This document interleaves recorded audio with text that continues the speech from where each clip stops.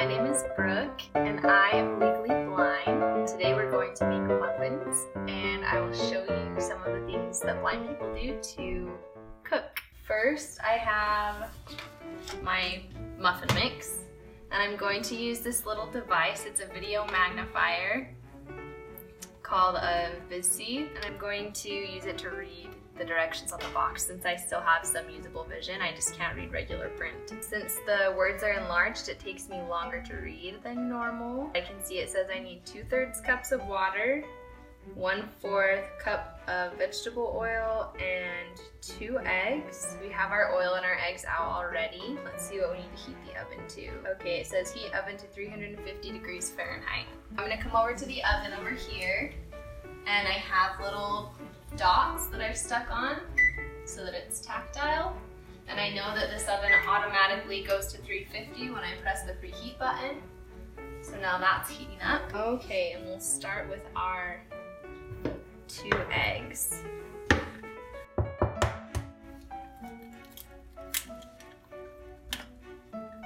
When I crack the eggs, I just feel with my fingers and make sure that none of the shell breaks into the bowl when I'm cracking it.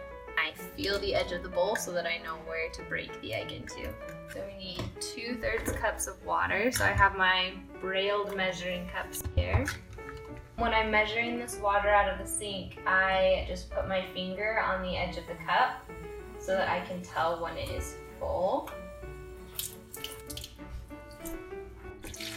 So there's our 2/3 cups. I'm going to need a 1/4 measure for the oil.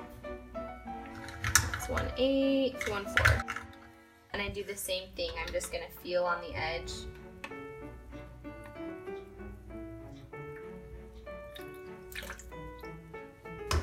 I'm just gonna mix up the wet ingredients first.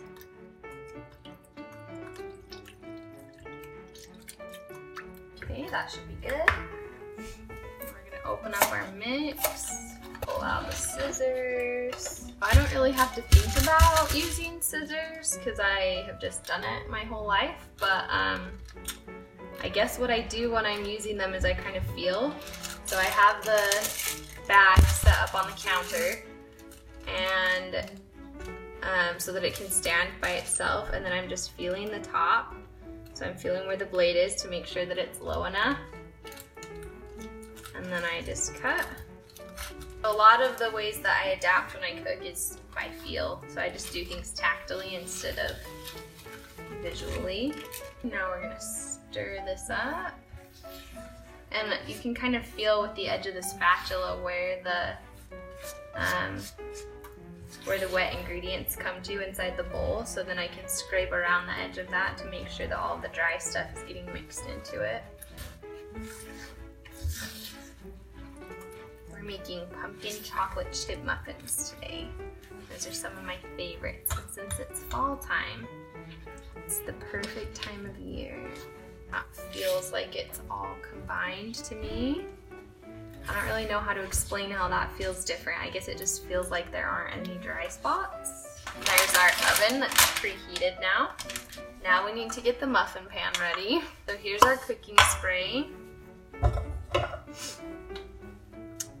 So you could do this one of 2 ways. Either I could feel each individual cup and put the nozzle pretty close to it and just come out a couple inches to spray it, or you can just spray across the whole pan, which is what I'm gonna do.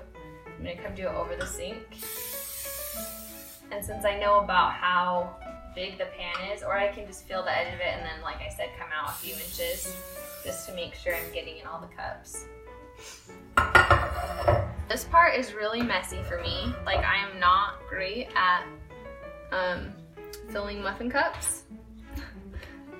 But what I do is I just feel with my finger where I need to put the muffin mix, and I'm probably going to get some on the in-between parts of the cups. I don't know what you call that. But I will just wipe it off later.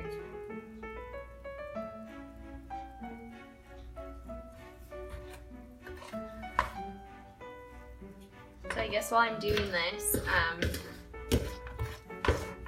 there are a few other ways that I could have found out the directions of how to make the muffins.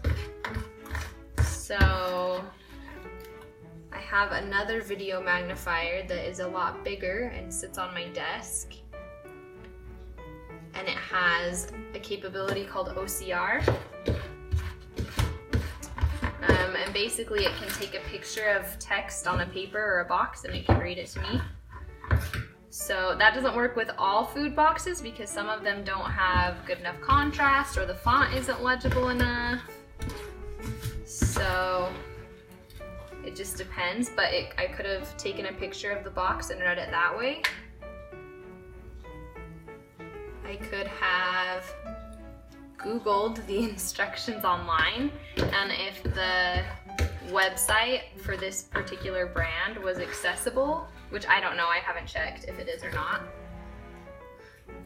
then I would have been able to read the directions online using a screen reading software, which is just a voice basically that reads what is on the screen.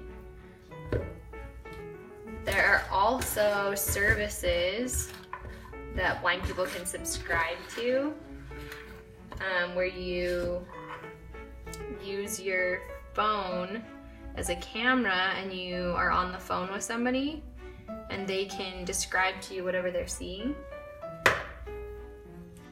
So I could have done that and they could have told me what the directions were. Another thing that I sometimes do, if I have a sighted person home with me at the time, then I will just ask them what the instructions are and I'll either remember them or I'll write them down somewhere, like in my phone or on my tablet, somewhere that I can access them later, either with large print or with voice commands. How do you know if the bowl is clean? I just feel it's like the same way when I'm cooking. I rinse it out pretty good first because it had muffin batter in it. But I can feel pretty much all over that there's nothing left in there now. How do you find ingredients in the kitchen? Well, I kind of like memorize where things are. This is my mom's kitchen. I grew up in this house, so I kind of know where everything is. In my own kitchen, I choose where I put things away when I buy them.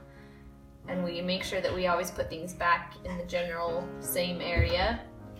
So I just kind of know where things are and where things belong, and I can find them, and I can reach into the pantry and I feel a bottle and it feels like the vegetable oil, or I reach into the fridge and I feel a carton and it feels like an egg carton. So a lot of it is again by feel, but it's also just I know where things go. You say that you're blind, but you can still see. How much can you still see? That's a really bad question. Oh, okay, let me try it again. No, it's okay. People ask me that all the time. So first of all, I say that I'm blind. I am legally blind. So in the United States, in most places, you are no longer allowed to drive if your vision can't be corrected past 20/200. So my vision can only be corrected to 20/350, which those numbers don't mean a lot to people. 20/20 is perfect vision, right? I think 20/1000 is like you're completely blind, you can't see anything at all. So I'm like somewhere in between. I can see like outlines of things, like shapes of people. I can see that there's a red shape here that are my measuring cups, and since I know that my measuring cups are there, I know that that's what that is. But if I just saw that randomly, I probably couldn't tell you that that was a stack of measuring cups. I can't read regular print. I can read large print and I can read Braille. I don't know. I have a degenerative eye condition called retinitis pigmentosa, or RP, and there are like 40 different kinds of RP, but the one that I have started in early childhood, and my vision has been pretty stable since then, but it basically makes the cells in the back of my eyes die out over time, so I am losing vision. So I have kind of a donut shape in my eyes that's like completely gone. There's nothing there. So I can see a little bit on the sides and I can see a little bit in the middle and the front. And I can't see when it's dark. I'm night blind and I'm color blind. I don't have depth perception because I have almost no vision in my left eye, so the two pictures can't mix to create depth. So I call myself blind. It's just easier that way when people ask, you know, are you visually impaired? How much can you see? I'm like, well, I'm blind. Does that mean you have to carry a cane? It means that I choose to carry a cane. I find that when I use a white cane to walk, it helps me to navigate around obstacles, and I'm more confident when I travel. So like when I didn't use a cane when I was younger, I was really self-conscious about it. And I would trip when there were stairs, or if there was something in one of my blind spots, I would run into it. I had a lot of accidents. So I choose to use a white cane, both to identify myself to like drivers, to let them know that I can't see them, and also to help me to travel more safely and independently. How do you think your life would change if you went completely blind? I think personally I would probably go through a grieving process. I would miss being able to see things like my baby girl, or watching a sunset, or looking at Christmas lights. I would miss that kind of thing. But I think as far as like navigating my day-to-day life, I don't know that it would change a whole lot. I might have to adapt a little bit more. So like today I was making muffins and I used my Visi to read the box. So instead I would have to use my DaVinci, which is another video magnifier, and I would have to have that read the box to me instead of using my eyes to read. But I don't know, just like little changes like that, but I think I already have a lot of the skills that I would need.